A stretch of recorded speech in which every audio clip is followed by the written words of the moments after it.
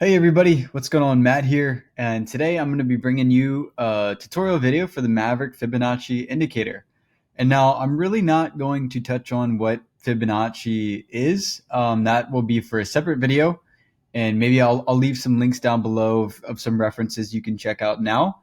I'm just going to go over really briefly what it is. So it's basically just a sequence of numbers where I believe it's each number is the summation of the previous two numbers, and it's just this kind of phenomena in mathematics and in nature.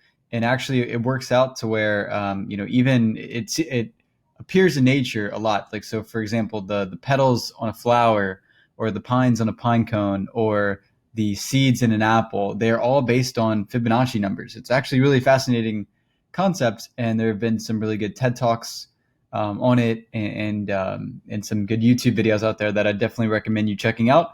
Having said that, definitely not necessary to know sort of how it works mathematically to actually be able to use them for trading. So I guess before I even go further, why would you want to use some sort of mathematical concept in trading? Well, as it turns out, financial markets sort of obey or tend to kind of obey that same pattern, that same Fibonacci pattern that we see in nature and that we see in math. So the way that traditionally, or the way that I shouldn't say traditionally, but the way that traders will draw Fibonacci, the most common way that you'll see it is people will draw from a swing low. So if you're following along with me on TradingView, what I just did here is I went into this panel, and then I just grabbed my fib retracement, and then what I'm going to do is I'm going to draw it from the swing low all the way up to the swing high, and that's where I stop with my cursor. And we can see here we have 0, and then we have 1 down here, and then we have all these numbers in between. And now these are all Fibonacci numbers, with the exception of the 0.5. That's actually technically not a Fibonacci number. It's just the halfway point between the 0 and the 1. But all these other ones are Fibonacci numbers, and we can see here we have 0.236. This will also, you'll see this also called, and all these other numbers also called 23.6%, because that's what that is. So 38.2%, 50%, 61.8%, and 78.6%. So don't be confused, and I might use those interchangeably in this video. 0.236 is the same thing as 23.6%. So don't be thrown off by that. The other thing that I was going to mention, which is, I'm kind of blanking on it now, so I'm just going to stall. But basically, all of these levels have significance, and price will tend to respect these levels. And the main level that traders will often look at is this 618 level. This is technically called the golden ratio. And that one, I guess, is deemed as sort of more important than the other ones. And we can see here, let me actually extend these out, that in this particular case, we can see that price actually did get pretty close to the 618 Fibonacci level. And what a lot of times will happen is price will go from a swing low to a swing high, and then it'll retrace to the 61.8% level. And then it will kind of continue moving up like we sort of saw in this case. It's not perfect. In this case, sometimes it will be pretty much perfect. But it's an additional sort of thing to look for, because I wouldn't really want to be shorting the market right here, right? Because I got a 61.8% Fibonacci level that price is probably going to respect, at least to some degree. Maybe not perfectly, but I wouldn't want to be entering in a short right here. I might actually be wanting to go long. So something to kind of keep in mind and be aware of. I don't want to focus too much on like how to use Fibonacci and how to draw it in this video. That also will be for a separate video. What I really want to dive in on is actually the indicator itself. So we can see here, let me actually redraw what I had on my chart. So, I can do all this whole process by myself. But what this indicator does is it actually does it all for me, which is a very nice feature to have. And it does it all automatically. So if this chart changes, it's going to adjust based on the new set of lows and highs. So that's kind of that. There's really not a whole lot to it in terms of getting these levels right. The one thing that probably the most important thing is adjusting this fib end and this fib start. Sometimes you'll need to do that. In this case, we didn't really have to. It actually pretty much shows up on our chart exactly how we'd want it to. But sometimes we'll open up a chart and we have to sort of play around with these level or these numbers just a little bit to get it kind of in the right place. I'll try to find an example in a second, but let me show you first what that would do. So the fib start is how far we're looking back. So let's say we wanted to look back even further. Let me just add a 0 to that. Actually, before I do that, let me show you. So this is the fib start right here, and this is the fib end. And so let's adjust those. So let's add a 0, and let's look back even further.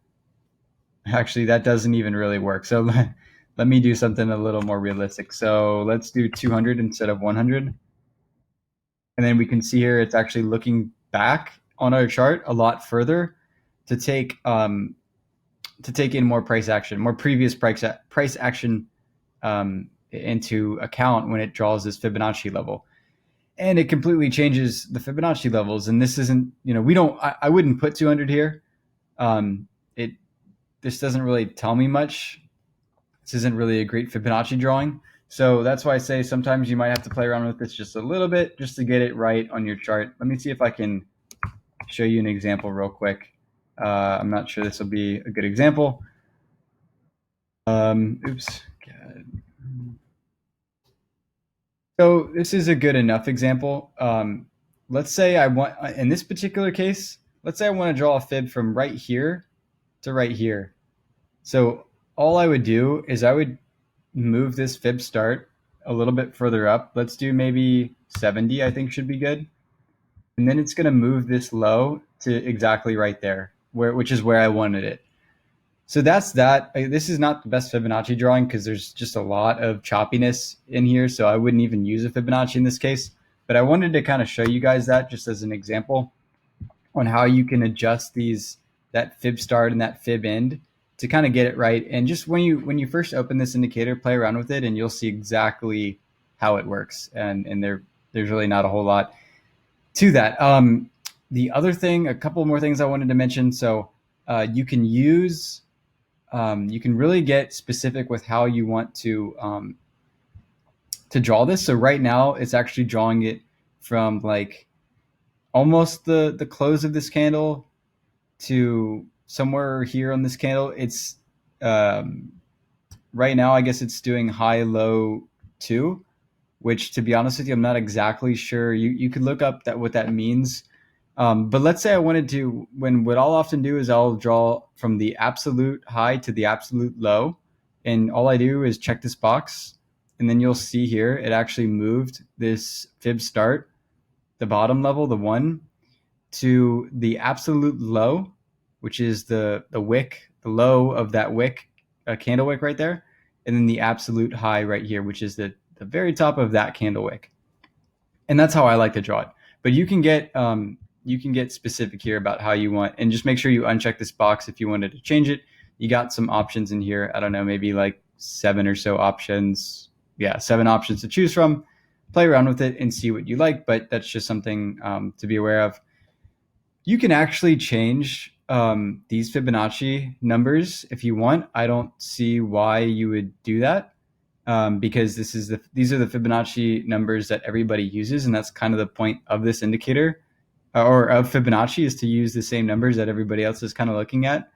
If you use different numbers, then I'm not, like I said, I'm not sure why you'd want to do that, but that option is there if you wanted to.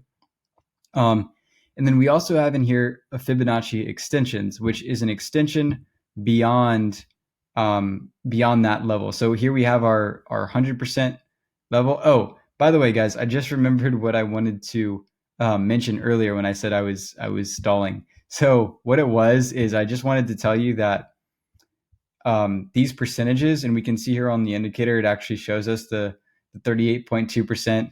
With the traditional Fibonacci, it shows it not as percentages, but just as decimals.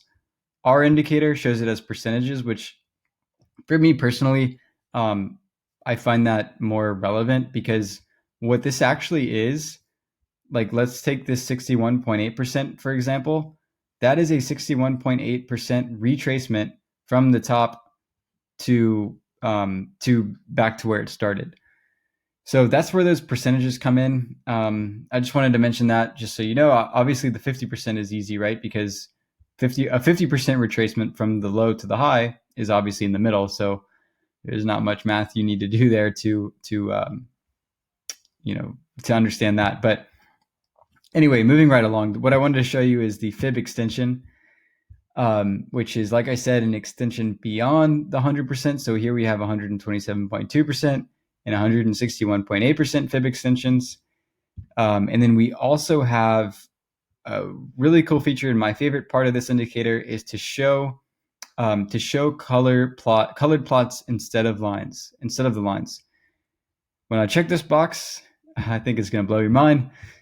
And here we have all these colored plots, which is a super helpful way to visualize, what's going on here. So this sort of golden region right here, like I said earlier, there's a golden zone or golden ratio when it comes to Fibonacci levels that this region right here represents. The green and the red, those don't have any particular significance. It's just, I had to choose a color, so I figured I'd choose that. But it's just a nice way to visualize where price is as it relates to these Fibonacci levels. And then the last thing here is we can actually extend these lines. So if I wanted to extend them off to the right, I just choose that and I can do that. And that's a nice feature to have there. If let's say price was right here and it wasn't extending, I wanted to get it to extend a little bit further to the right, I could do that. Could also extend it to the left, although I have no idea why you'd really want to extend it backwards, since we're not looking backwards, we're looking forwards. But in any case, that's there. And yeah, that's pretty much it with this indicator. It's not too complicated.